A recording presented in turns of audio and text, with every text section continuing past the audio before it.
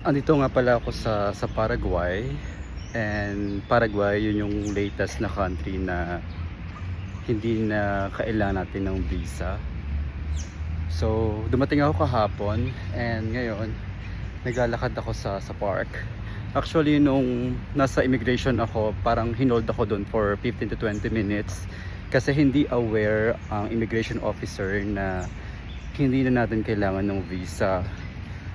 So ang ginawa ko, pinakita ko yung news, yung local news nila na tinanggal na nga, like December 2025 ata pinublish yung news na yon na hindi natin kailangan ng visa. Pero sabi niya hindi pa daw confirm kasi wala pang sinasabi sa kanila ata. So kaya hinold ako for 15 to 20 minutes, and then pumunta siya sa office para i-double check sa immigration chief nila.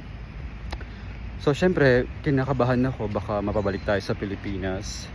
Pero ayun okay naman, tinanggap nila ako. Sabi pwede tayo mag-stay dito ng 30 days, and wala naman sa akin hinanap. Tinanong lang kung saan ako mag-i-stay, anong work ko sa Pinas, ganun. Wala naman akong work, pero ayun, wala namang problema, mabilis lang.